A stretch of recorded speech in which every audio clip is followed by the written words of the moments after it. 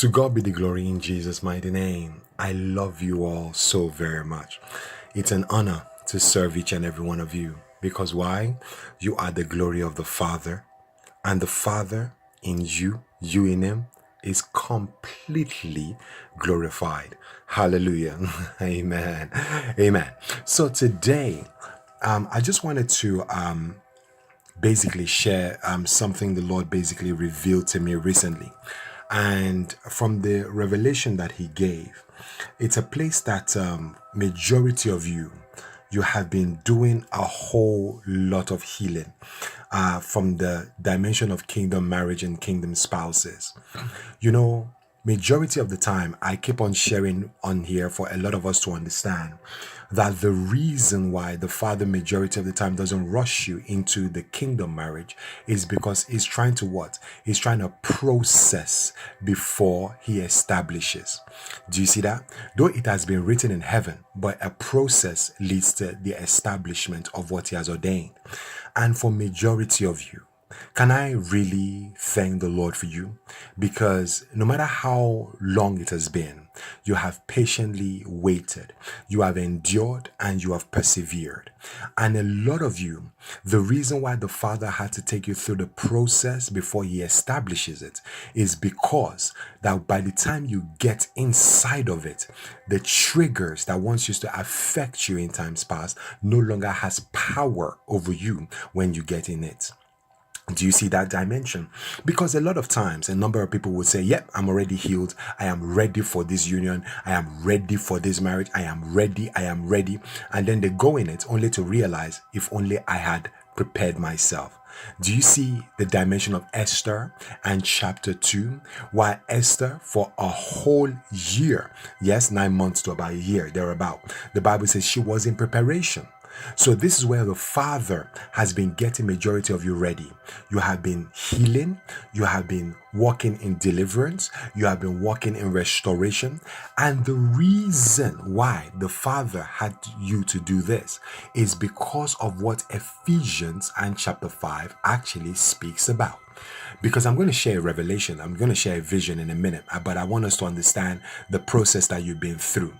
So now in Ephesians chapter 5, it says here for husbands and for wives. In verse 25, it says here, husbands, love your wives, just as Christ loved the church and gave Himself up for her, to make her holy, cleansing her by the washing with water through the word, and to present her to Himself as a radiant church, without stain or wrinkle or any other blemish, but holy and blameless. Amen. So now you can see. Let's look at it categorically. 25. It says, husband, love your wives. So for majority of you men, the Father has been teaching you how to love that woman. Do you see? To love her the right way. Because a lot of times, some men, not all men, I don't want to generalize. So some men, they can believe, yep, I love this woman. I love her. I love her. I love her. I love her. And by the time they get into the marriage, they begin to treat the woman anyhow. It's no longer a husband and wife relationship. It's a master and a slave relationship. Do you see? And now you're expecting the wife to do everything because you know why? I married her, didn't I? I pay your bills, don't I? That is not the qualification, sir. No, not at all. Because it says, husbands, love your wife just as Christ loved the church. Do you understand that dimension? Christ loved the church. That means regardless of the behavior of the wife, love is the foundation of it all. Do you see that in itself? Because a number of times we can want to give up so easily because of their behavior, because of the way they speak, because of their character, or whatever dimension it is that they're walking in. But the Father instructs the husband that regardless of however way they behave, you have to love them. Do you see? However way, the wisdom of the Father is so beautiful because He knows what He basically gave birth to. Isn't that amazing? Yeah, He knows what He gave birth to. But the instruction He gives us as husband is to love them regardless. Do you see that in itself? Because love is the foundation, because God is love. So now it says, just as Christ loved the church, because you can see in the church, there are many behaviors in the church, but the grace of God, isn't it? Yeah. And it says, and gave Himself up for her. So you can see that regardless of the situation, the circumstances that has come against, hey, The Father says, value value the other person above yourself. Philippians chapter 2. Do you see that dimension? He was humble. Yes, valuing others above yourself. So you can begin to understand the very dimension, because a lot of times, the Father might say, hey, I don't want you to put yourself first, not in this dimension. I want you to put the other person first. I know, because you've been putting yourself first for a long time. So now is the turn. Yes, because that is what Jesus did. If Jesus put himself first before every other person, then there would have been no cross. But the Bible says, for the joy that was set ahead of him. What is that joy? You and I. That is why he went on the cross. Do you see that? He saw the multitude of people that will eventually become one with him. That is why he endured the cross. So in the same way, he says, husbands, yes, love. He says, love your wives. And he says, as Christ loved the church and gave himself up for her. Now you can see, this is why the Father has been what?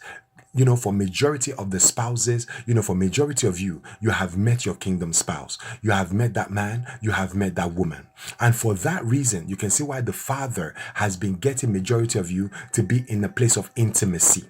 And when I talk about intimacy, I mean like you're worshiping together, you're praying together, you're reading the word together. Because, sir, for you as a man, the Bible says to make her holy. So you've been washing her with the word. You've been cleansing her with the word. You've been restoring her with the word. Now you can see, because the word in which you've been teaching, the word in which you've been manifesting, the word in which you've been professing has begun to manifest in her life. That is why she's now much more obedient to the will of God. Do you see? Because you might be like, I'm doing this for her to be obedient to me. No. It's to the Father first. You see that? Because if you read in verse 21, it says, submit to one another out of reverence for Christ. Out of what? Reverence for Christ. So it begins with Christ. And the Lord is now basically working through her, yes, to walk in obedience in the way the Father intends for her to walk in. So you can see, it says to make her holy, cleansing her by the washing with water through the word. Now that majority of you have done that, and says to present her. So you can see, it's the job of the husband to present her to Christ as a radiant church without stain, wrinkle, or other blemish, but holy and blameless. So you can see why, sometimes men are not all men. I don't want to generalize yet again, being patient with the woman, because he says he wants her holy and blameless. So you can see that dimension, because it is the what? It is the will of the Father that the husband, as the head of what? Of the home, because after Christ is the man, after the man is the woman. So in that order, the man is the one who presents her to Christ Jesus. Amen. So the Bible gets it, when he says a man shall leave his father's house, that was what Adam said. It's not the will of God. That is the will of Adam. It was not God who said, it was Adam who said. So you can see how the word comes back, that it is the man that presents the woman, yes, to Christ Jesus as a radiant church. Do you see that? As a radiant church. So now you can begin to see, this is why majority of you have been going through that healing. You've been going through that restoration. You've been going through that reconciliation, because now the time is set. Now, I want to share this revelation really, because I believe this is what the Father is wanting majority of us to understand, because a lot of you are ready, you're prepared for the healing that you've been through. And he wants me to share this to help you to understand why. So I was given a vision, and this was what I saw. I walked into a room, and amazingly, the house was absolutely beautiful. And as I walked in, I saw like a lot of they were, would I call them butlers, house helps. Yeah, there were house helps all over the place. I believe there were about 2 or 3 of them. And they were basically tidying the bed up. They made the bed, they had tidied the bed. It looked clean. So as soon as I walked into the room, they were walking out. The bed was well laid. The pillows were well laid. I believe the color of the bed, the sheets on the bed was completely white. And the duvet, the comforter, as some people will call it, it was absolutely well laid. It was pristine and it was beautiful. And the bed was absolutely huge, by the way. So upon basically walking into it, I'm like, wow, this absolutely looks clean. Like, wow, I never saw anything. When the Bible actually describes Jesus in Matthew chapter 17, when it describes the transfiguration and how white the situation was, what it was appearing as, that was exactly what the bed was looking like. So I'm like, Father, what is all of this dimension? Because I can see a bed huge and it's clean, well tidied, well looked after. The servants are basically leaving, the very room. And I was taken to the book of Hebrews and chapter 13. And this is what it says. It says in chapter 13 of Hebrews, in verse 4, it says, marriage should be honored by all, and the marriage bed kept pure, for God will judge the adulterer and all the sexual immoral. Do you see that scripture? It says marriage should be honored by all, and the marriage bed kept pure, for God will judge the adulterer and all the sexual immoral. So you have to understand the reason when I came into the room, I saw the bed and they were tidying the bed up. So the tidying of the bed is basically helping majority of you to understand the healing that you've been going through.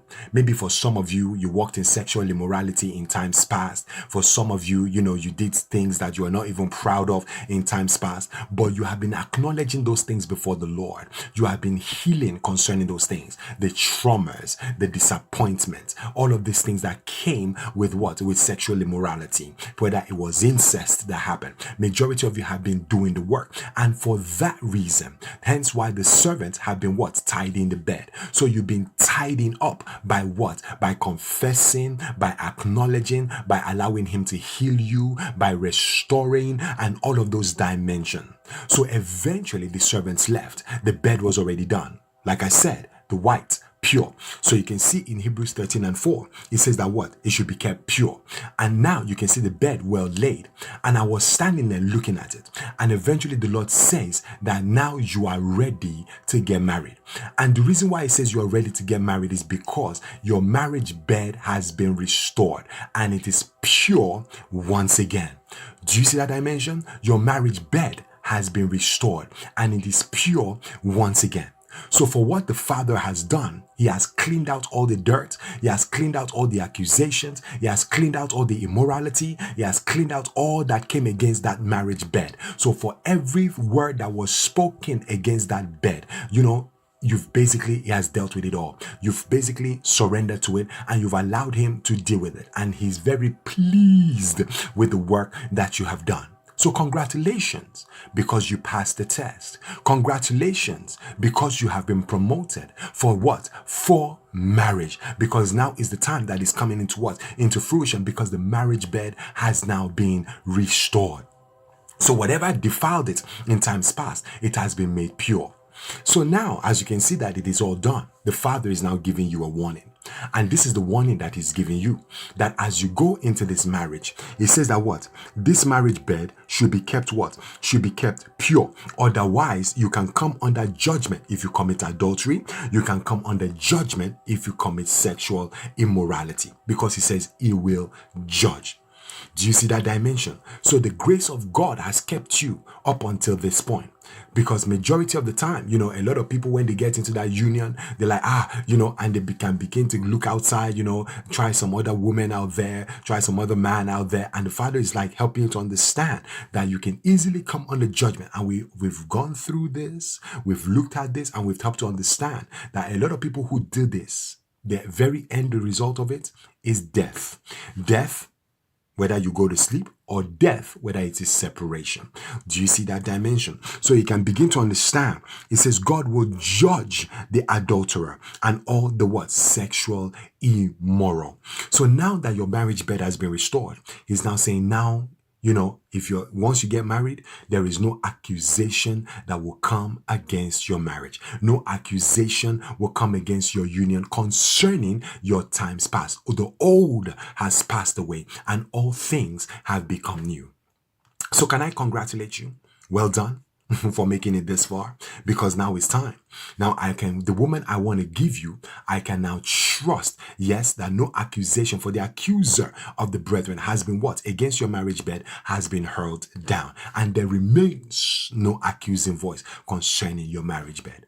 So well done folks, you are about to have a wonderful, a glorious, a free of accusation marriage with you and your spouse. Do you see that dimension? So for majority of you, God has brought you together. You've been doing the work together. You've been healing together. This is why the Father had to take you through the process, because a lot of times people don't want to do the work. They just want to, where's my kingdom husband? And they want to go and get married and not dealing with all of those things. But eventually, when they get in it, they can easily be blaming one another, not understanding there was a root behind it.